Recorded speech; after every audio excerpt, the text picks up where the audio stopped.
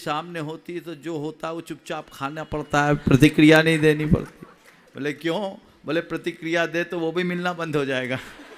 तो मामला गड़बड़ है, इसलिए फिर हम लोग टीवी के सामने खाना खाते हैं ताकि कुछ क्या बनाया क्या नहीं बनाया उसका पता ही नहीं लगे, सीधे गड्ढे में जाए और चलने दो। तो पहले मैं बीवियों को बोलूँगा ऐसा खाना बनाओ कि सामने वाला उंगली चाटे और खाते खाते प्रशंसा करने के लिए उत्कंठित हो जाए।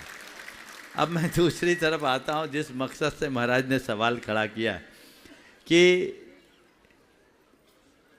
मल्टीटास्किंग कभी नहीं करना चाहिए। रिसर्च कहते हैं मल्टीटास्किंग से कोई रिजल्ट अच्छा नहीं होता। एक साथ अनेक काम करने वाले का एक काम भी पूरा नहीं होता। ये तो आज की भाषा में बोलते हैं, हमारे यहाँ तो बहुत पुरानी कहावत है, एक साधे सब सधे, सब साधे सब जाए।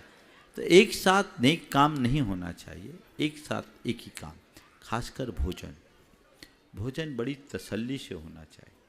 और जब भी आप भोजन करने के लिए बैठे, उत्तम तो हमारे शास्त्रों के अनुसार मौन पूर्वक भोजन करना है। भोजन करो मौन से।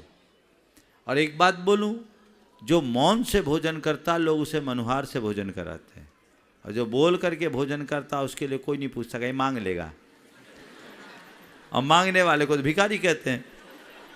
तो बोलो तुम्हें मांगने वाला बनना है कि सामने वाला मनुहार से खिलाए ये बनना है, ये आपको तय करना है। खैर, तो मौन से भोजन करने से हमारा चित्त निर्मल होता है, एकाग्र बनता है, हमारे जीवन का पथ प्रशस्त होता है।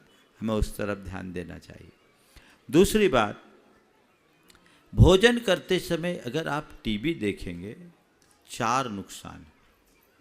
सबसे पहली बात, हमारे संवादहीनता बढ़ती है। भोजन एक ऐसा समय है जिस समय एक दूसरे से बातचीत करने का अवसर मिलता है, सामने वाले की रुचि अरुचि का आभास होता है, सुख दुख की बातें भी साथ साथ हो जाती है, संवाद बनता है। ले दे करके आदमी आया, खाने के लिए बैठा, सामने टीवी खुल गई, वो उसमें मगन हो गया, हाँ हूँ करके काम खत्म। अब कल तो टीवी नहीं मोबाइल साथ में चलता रहता है, तो खाने का तो पता ही नहीं, जो सामान आया गरम गरम, खाने का नंबर आते आते एकदम ठंडा हो, उसका स्वाद खत्म।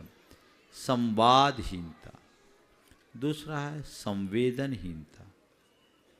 आप भोजन कर रहे हैं टीवी देखते हुए, और टीवी में दिख रहा है एक जगह बम ब्लास्ट हुआ, कहीं भगदड़ मच गई, 50 आदमी मर गए, लोग की लाशें बिछी है, खून के फव्वारे छूट रहे हैं, चीथड़े उड़े हुए हैं, और आप उन सबको देखते हुए भी चाय की चुस्कियां ले रहे हैं या रुचि से खा रहे हैं। बोलो, आपकी संवेदना कहाँ गई?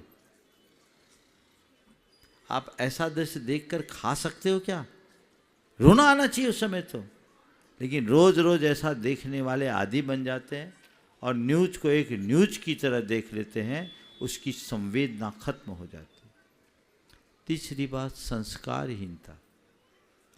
जब आपकी संवेदना खत्म होगी, संस्कार भी खत्म हो जाएंगे। दूषित संस्कार होते हैं क्योंकि भोजन से भजन का संबंध जुड़ा।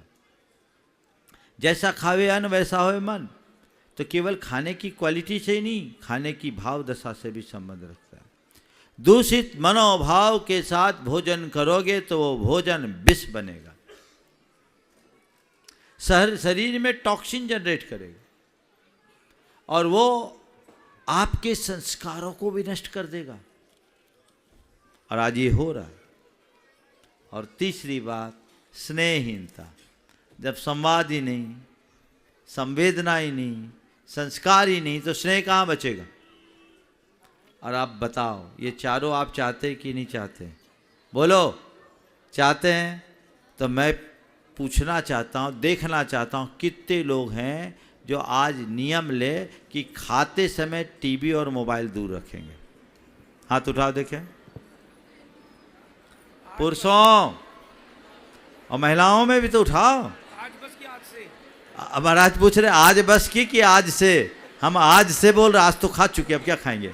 उठाओ हाथ सब लोग, पूरी सभा। देखो महिलाएं पीछे दिख रही है, पुरुषों के हाथ तो पूरे उठ रहे हैं। अच्छे से उठाइए, दिखा दो भैया, ये परिवर्तन है।